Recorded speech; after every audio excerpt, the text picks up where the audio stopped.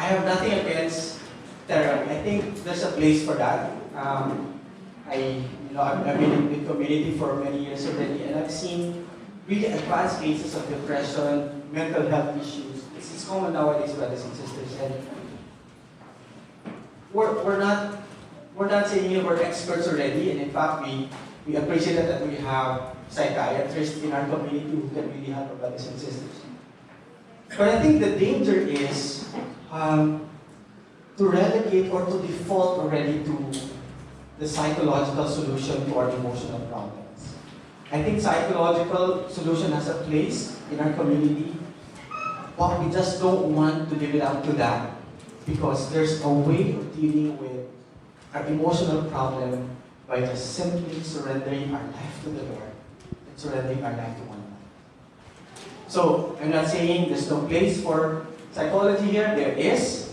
But the danger is, sige, bro, punta ka na lang sa psychiatrist, paayos mo yan, pagbalik mo, okay na tayo, let's be friends again. I don't want to have, I'm just caricaturing, but I hope you're getting my point. So, I think all of us, including myself, are in that environment now, that there's a predominant, pag may problema ka, punta ka na lang sa therapist. Okay? And then come back, you'll be fine with it. That's what we're saying. Yeah, if there's an advanced case, go to the therapist, but let's pray for that first. Let me help you first, brother. Let me help you first, my sister. And the danger, brothers and sisters, if we have that therapeutic mentality, the danger is to go to the other extreme of overgrown self-esteem. From the shy type, from the person with low self-esteem, sabi nung psychiatrist, kailangan talagang positive outlook lang. Okay? So, you then go to the other side of really projecting somebody who is not really you. So, we have that danger of going to the other extreme of overgrown self-esteem. So let me now go into what the scripture tells us or teach us about humility. When we relate to our own battle with feeling bad about ourselves. Okay, let me just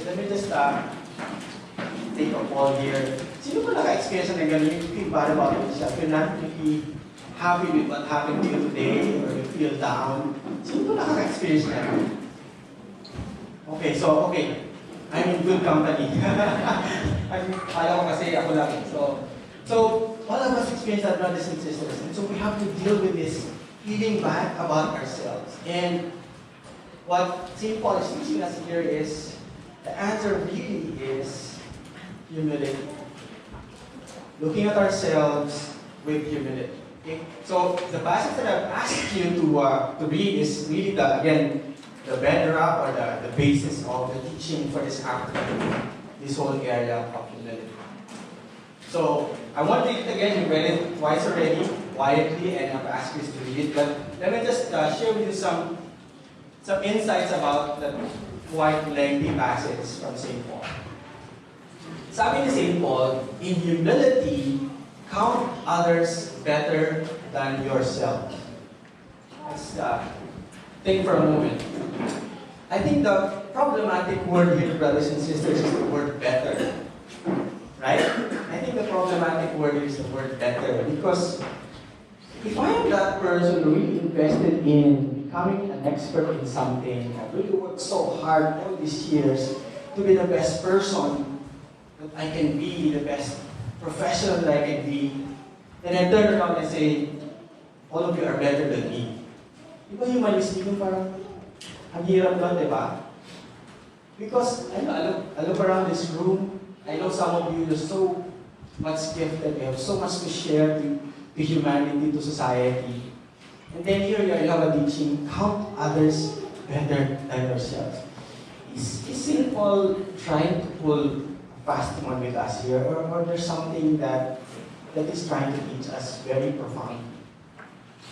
I think the problem here is, nowadays when say, bro, you're better than me, essentially what I'm saying is, you have better value than me.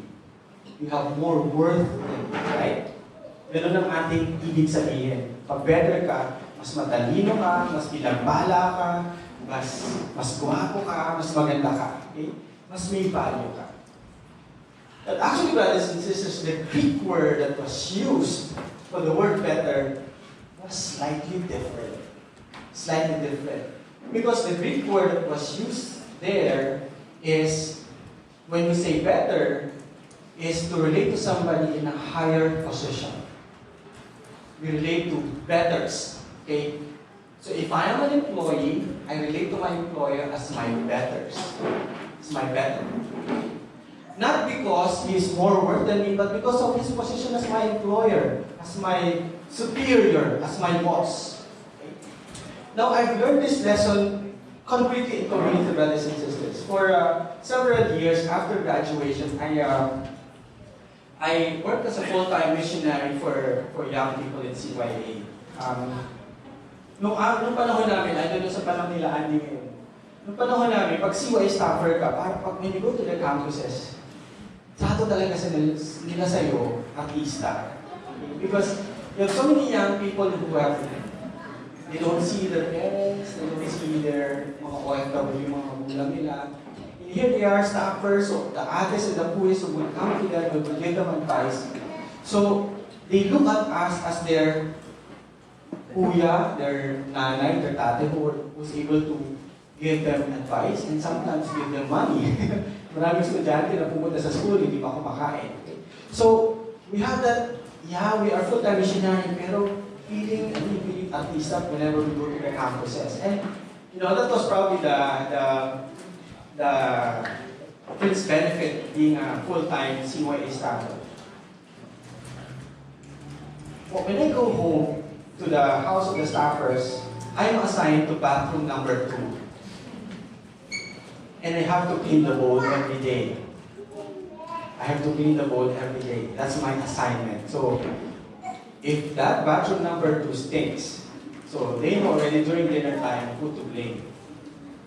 So here I am, in a sense, I need a double life. When I go to the campuses, I give talks like this, I make people cry, and people come to me, Kuya Leo, salamat, inspired talaga ako sa talk mo. Mabuti naman.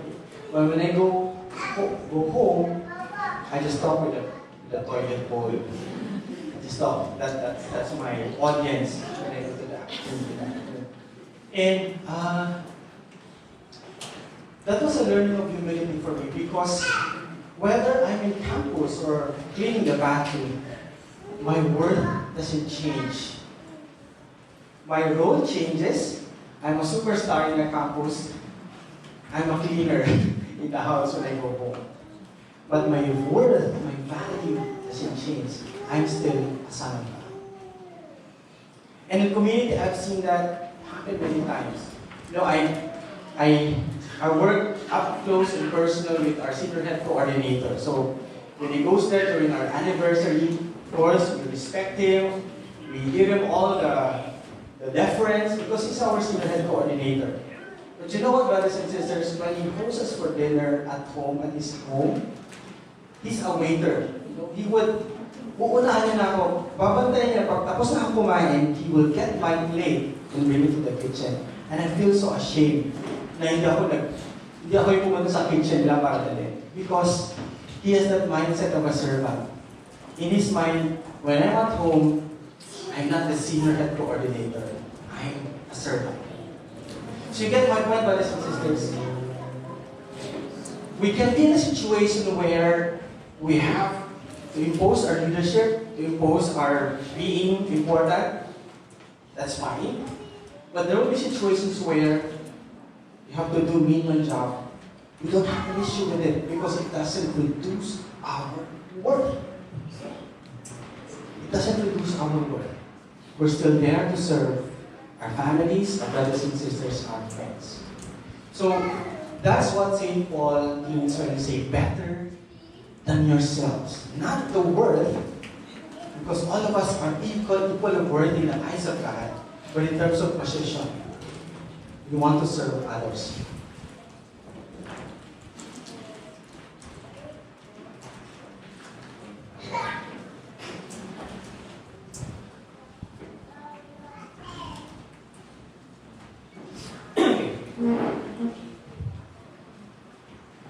Okay, so these days, brothers and sisters, we have to deal with the reality of false humility. So let me now attempt to differentiate false humility against true humility. Our opinion of ourselves should be truthful with a sober recognition that the good in us has come from God. Okay? So ito po yung pinagagalingan talaga ng ating tamang pananaw natin sa ating sarili. Na we don't want to say, I'm good for nothing. Others are better than me. Because all of us, whether we like it or not, we have received something good from the Lord. Amen? Meron binigay yung Panginoon sa atin. And so if there's a talent, there's certain giftedness, there's certain goodness in us, we should be proud of it, not because of ourselves, but because God gave it to us. And so we want to be able to show that and use that to be able to serve others. Okay? So, false humility comes when, no, di mo ako magaling kumanta eh. Talaga ako magaling kumanta, pero meron pala nakaready ano, bayan. But if you can really sing well, accept that. It's a gift from the Lord. If you know how to draw well, accept that. It's a gift from the Lord.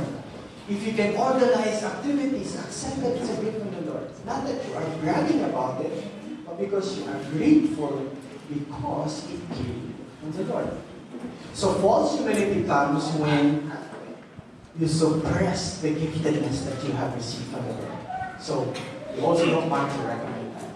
So in Romans 12, verse 3, it says, "For by the grace given to me, I bid everyone among you not to think of himself more highly than he ought to think, but to think with sober judgment, each according to the measure of faith which God has assigned to him." In other words, we are not supposed to think too highly of ourselves. That's the extreme. The overgrown self-esteem. Or, we also don't want to think too lowly of ourselves because we want to recognize and we want to be grateful that God has given something good to us. And I don't think there's a human being out there that God forgot to give good things to him. I don't think so. I don't agree. All of us, to a certain extent, have received something good from the Lord that we can use for ourselves and for the people around us. So, the key here, brothers and sisters, sober judgment. Sober judgment. Hindi masyadong extra or exaggerated. Hindi naman sobrang baba. Tamang-tama lang. The Greek word that is actually used for sober here is sensible, clear-minded. Sensible, clear-minded.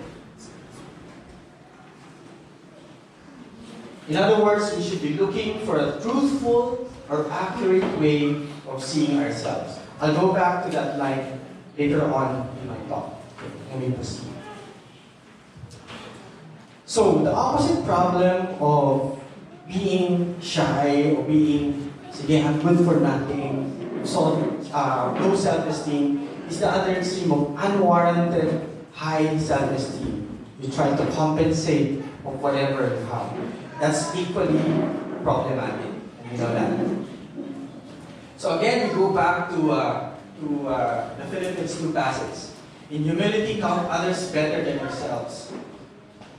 Sometimes the notion is humility is expressed in being shy, retiring, timid, passive, not involved. Kayo na lang yan. Okay? And sometimes,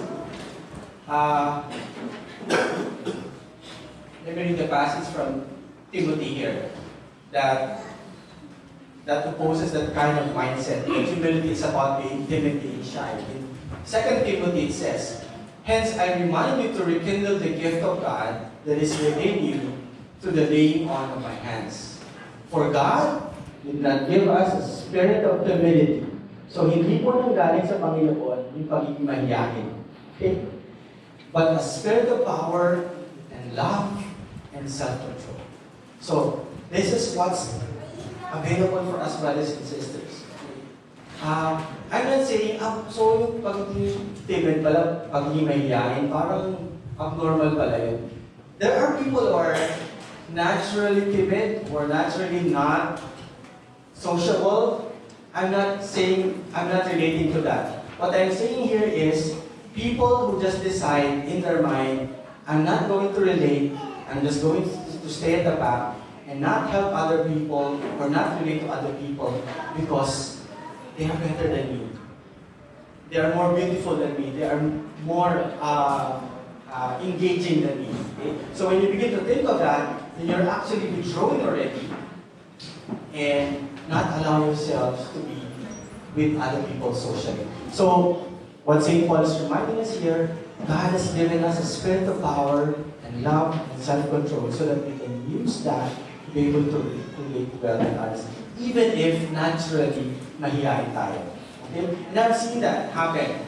I've seen brothers and sisters who are naturally not conversant, not storyteller, but because they have the Lord in their life, they can engage, they can join situations like this because they know, they feel accepted, they know that they have the Lord in their life, they have something to share. So that's what we want to experience in our life as well. So, really, when we talk about true humility, and I think Mr. Rose said that, true humility in the scripture sense is thinking of ourselves as servants. So if there's one slide that I want you to remember, this is the slide. This is really the heart of the thought. Humility is equal to servanthood. And it's not really thinking about ourselves. Talks like this, the danger is, when we go home, so am I really humble? Do I have that virtue that Kuya Leo was talking about? So we begin to analyze, to be introspective. But actually, the best way to be humble, brothers and sisters, is simple. Just start to serve. Because the moment you start serving, you forget yourself and you put the need of the others first than yourself. Then in the process, you become humble. You don't even have to think about it. You don't even have to analyze it. It will just come naturally. The moment you forget yourself and start serving others, then you experience the virtue of humility. So this is really the heart of the thought. Thinking of ourselves as servants. That is really the true scriptural definition of humility. So what do we mean by that? We have to think of ourselves and approach our lives as servant of others, as mentioned in verse 7. But also, it also involves submissiveness to the Lord. So it's submissiveness to the people around us, especially our leaders, but also submissiveness to the Lord. So not always doing what we want, okay? So that's the normal tendency for us. But being cooperative, especially towards those in authority. So the key word is cooperative. You want to cooperate, and then in the process, we grow in humility. One practical step of really growing in humility. Just observe yourself when a brother or sister talks to you. Do you listen intently? Do you really listen to them, or you're very ready with what you want to say or what you want to advise to your brother or sister? That's one litmus test whether you have grown in servanthood by just allowing yourself to fully absorb what this brother and sister is telling you, and ask yourself at the end of the conversation, how can I serve or how can I help my brother or sister? Let's ask the Lord for that grace. I will admit, sometimes, being a leader, and I talk to a member, may na ako sa utak ko na sasabihin ko eh. Pag ito yung problema mo, ito yung sasabihin ko sa'yo. So I have to resist the temptation of already coming up with a script on what to say. And just decide in my heart, I will just listen. Kikinig lang talaga ako sa kapatid ko. And I will try to understand where this person is coming from. And at the end of our conversation, how can I add value to my brother, to my sister? How can I help him? Saan ba siya nilagay? And if we have that mindset, brothers and sisters, really, it's going to be a great blessing to our brothers and sisters. And they will really feel loved. That is my experience, brothers and sisters. We don't have the value to be able to help, especially when you're leaders already. You don't have the value. You're not Superman. You're not Superwoman. But in my community life, what I feel people really appreciate more than our advice, more than the practical things that we do for them, but what they really appreciate is the feeling of somebody listened to them. The feeling of somebody listened to them. So I encourage you, brothers and sisters, in our relating to one another, let's take that extra effort. There's so much noise around us. There's so much rushness in our life, busyness in our life. It's so hard to listen to one another. But during our gathering times or before the start of worship, if a brother or sister comes to you in the store, maybe just for a good 5 minutes, just give your full attention to that brother or sister. You will really be a blessing to you. You don't even have to give the best advice in the world. Just let that person feel you listen to him, you listen to her. She will really feel loved. She will really feel supported and listened. So let's take that effort. And that's really, for me, my learning, that's the start of the road to deeper humility. Of taking time to listen 100% to our brother or sister. And to our kids, to our family members, those who are family members here. So let's go through some passages that was mentioned in the outline. First in 1 Peter. Likewise, you that are younger, be subject to the elders. Clothe yourself, all of you, with humility toward one another. For God opposes the proud. I was distracted by the word clothe yourself. You know, when you clothe yourself, that's basic, right? If you remove your clothes, what's that? You become scandalous, right? But if you put on a hat and remove the hat, is that scandalous? No. If you have a eyewear and remove it, is that scandalous? If you have a necklace, you remove that in front of people, is that scandalous? But the moment I take off my shirt here in front of you, is that scandalous? So what is Peter saying here? When you clothe yourself, bring humility day in and day out. In every aspect of your life, bring humility with you as if you're wearing it as a shirt. Imagine the image, brothers and sisters. That's how important humility is to us. Clothe yourself. Bring it with you day in and day out, and you will be a blessing to other people. Again, in the following verses, but gives grace to the humble. It says in the previous passage, in the previous verse, he opposes the proud, but gives grace to the humble. And again, the point here, brothers and sisters, it's difficult to be humble all the time. Okay? But the promise is the Lord gives grace to the humble. So even the grace to be a servant, to sacrifice for others, to obey others, comes from the Lord. And so we want the Lord to help us, to give us the grace to be humble. In James chapter 4, he confirms what Peter was talking about. He gives more grace, therefore it says, God opposes the proud, but gives grace to the humble. So again, it's a promise that if you just ask the Lord for the grace, He will give it to us. Because it's very important. Now, what are the opposites of humility that we need to be aware of? One opposite of humility is selfishness. In the sense of self-seeking, ambition to promote ourselves, or charism. So, oddly, together with this can be expressed itself in persistent service or leadership in the interest of being humble. Bro, pwede ka ba mag-lead ng worship mamaya? No. Ako rin sa mga ganyan eh.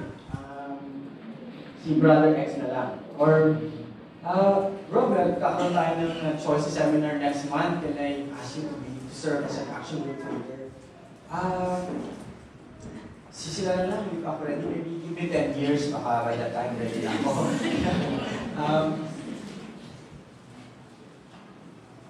When we experience those saying no to requests by our leaders to serve, let's ask ourselves, saan tayo nagagaling? Is it because we really feel we cannot do it, or we're not yet ready, or just don't want to be inconvenienced? Just don't want to stay longer. Just don't want to be the alpha and the omega. Alam mo yung alpha and the omega? The first to come and the last to come. Nakikita ko si Brother X, yung servant namin. Yung parating yun sa meeting namin, 1 hour before the meeting, tapos nakauwi na kami lahat, nandun pa siya. Ayun ko na gagawin. So, kung gano'n, hindi naman talaga tayo hindi ka pa-ready. Dahil, you're thinking more of yourself. And again, being a servant, being a humble servant, you're willing to forget yourself for the sake of others. So, then let's watch ourselves. There's a place for saying no. I'm not saying, okay, from now on, you only say yes to your leaders. There's valid reasons. But before you say no, ask yourself first, Lord, do you really want me to do this? Because it's a given, brothers and sisters, and including myself, when I was asked to serve as a coordinator 2 years ago, was I ready? I was not ready. In fact, I had a list of excuses to Andy Juan why I shouldn't serve as a district coordinator. But when the moment he said, Leo, it's your time. You have received so much, it's your time to give. Wala na po ako masabi. We will never be ready. But I think the readiness comes from a heart that's willing to sacrifice, willing to obey, and willing to be heard. Willing to be heard for the sake of serving the Lord. Are we like that? Are we like that humble servant, ready to serve the Lord? Another opposite of humility is conceit or vainglory. Doing things to be esteemed by others. Ito naman, volunteer lagi. Kailangan ba ng course leader? Pwede ako dyan. Kailangan nyo ng music ministry head? Pwede ako dyan. Kailangan nyo ng servant? Pwede rin ako dyan. So, I mean, the caricature that I've seen this. They say yes to all, and then guess what happens? So, masabi ko, because you can't do everything. You can't do everything. And when I have one-to-one with brothers like that, really what comes out is the desire to be accepted, the desire to be recognized. I want to get the limelight. So let's also avoid that extreme of saying yes to all service. Okay lang naman yun to sinasabi nga ni Chito Morales, yung sector coordinator ng NS1. Pag daw hindi malawit ang dila mo sa service, hindi ka pa talaga nagsaserve. May katotohanan naman po yun, parang we want to give our all. Pero hindi naman to the point of sumasabog na yung service natin, napapabayaan. So it becomes a disservice to our brothers and sisters. And sometimes, at the heart of it, is not really the desire to serve, but the desire to be recognized, to be looked up to, as somebody who is a superman, a superwoman. We also don't want to take on that addiction. So both of these opposites can really come from personal insecurity rather than genuine pride. So we also want to avoid that. So what then do we do? How do we relate to, for experiencing the two extremes, the extreme of passivity, false humility na kayo na lang, or the other extreme of vainglory, of conceitedness, of wanting to be recognized? How do we deal with those kinds of problems? The first step, brothers and sisters, is recognize it, acknowledge it, see it as a problem. And sometimes, half the battle is won if you're honest enough to say, yeah, I have this problem. Sometimes, totoo naman po, mahirap tanggapin. But, I'll mention to you later that really the best person who can say that to you is your soul sister and soul brother. Tell you, lovingly, bro, ganito ka kasi. Mahilig kang mag-volunteer kasi. So, recognize. But if that thing that comes from a person who really loves you authentically, then you should be able to receive that well. And be grateful to that person, to that soul brother or sister, because he is after your good. Okay? So recognize it and see it as a problem. Second is see it as something bad, something God does not want. Okay? So if it's something that God doesn't want, then the Lord can help us overcome it. The Lord has a way out for us. But again, the first step really is recognize it, and second is surrender it to the Lord. Because the Lord doesn't want it for you, He wants the best for you. Third is, this is my recommendation. Seek for accurate evaluation of your abilities and character. And I think in the context of our community, Ligaya, our setup with our men's and women's ministry was set up for us to get accurate evaluation of ourselves. Our pastoral leader, when we have our one-to-one meetings, so our vision really, brothers and sisters, is that our men's and women's ministry is a place where we can let our hair down. We don't have to hide anything. We don't have to put a front because these are family to us. Okay? So if that is your experience now, thanks be to God. And approach brothers and sisters. If you're not sure whether you're treading the path of timidity or shyness, or you're treading the path of conceitedness, bro, tapatin mo nga ako. Ganun akong ginawa kahapon. What do you think? And as loving brothers and as loving sisters, let's give an honest feedback to the men and women in our ministry. We owe it to them because we want to help them improve as men and women of God. So I'd like you to really experience that in your relationship with your BL as well as in your men's and women's group. The last step really is, this is the offer of Christian community. And I can speak from experience where Ligaya to me is a place of encouragement, of love, of respect, and acceptance. I can be who I am in front of my brothers and sisters, especially in my men's group and women's group. They can accept me for who I am. And that is really the environment that we want to provide for you. Of course, not all of us are perfect. I'm not saying lahat ng men's and women's groups sa Ligaya ganyan. But that is our vision. That is our vision for our community, brothers and sisters. That it's a place where you can be accepted, you can make mistakes. And it's also a place where you can grow. People can give you honest criticism. Not because they want to put you down, but because they want the best for you. So we want you to experience that as you continue in your membership in the Ligaya. So to close, really the greatest example of humility is God Himself.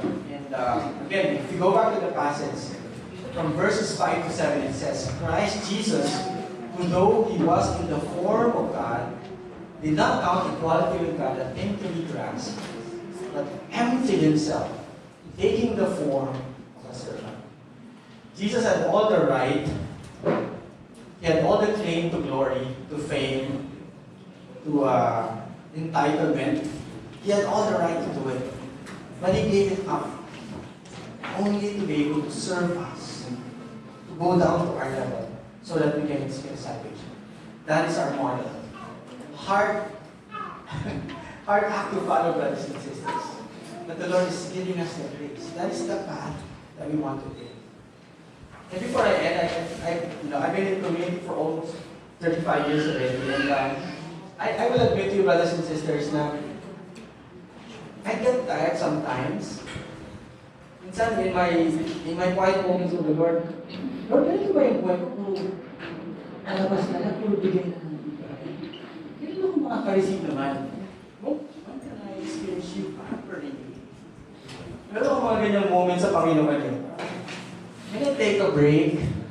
Can I just be an brothers and ang dream ko ngayon maging ordinary member na ng Ligaya. Sitting at the back and watching everybody just worshiping the Lord, you know, coming in late for those are temptations. Those are temptations. But you know what? Every time I engage in an honest to goodness conversation with the Lord, He brings me back to, hey, the moment you live your life just satisfying your wants and desires, you will not experience the deep joy that I want to experience. You will only experience it when you are giving, when you are dying, when you forget yourself. That is your joy. That is your joy. And so after 35 years, I'm beginning, ganun pala yun. Akala ko parang may seasons na, sige, bigay 3 years, 5 years, and then bakasyon ka ng 5 years. And then balik ka ulit, hindi talaga dito. 24/7, it's about giving. Because it becomes part of my brain already. It becomes part of my DNA that my joy is to love my wife, to love my children, to love our cats, to love my neighbor, to love my brothers and sisters. That is deep joy for me. And it can only come from the Lord, not from me. Not from me, because then if I default into the human Leo, hingin naman ako kay Lord, Lord, pwede ba ako magbakasyon muna? Kaya naman. Babalik ko back to the Lord. God gives me the grace to move another day, go on, live myself. Because that is where true joy is, true meaning in life is. By giving of himself. Amen.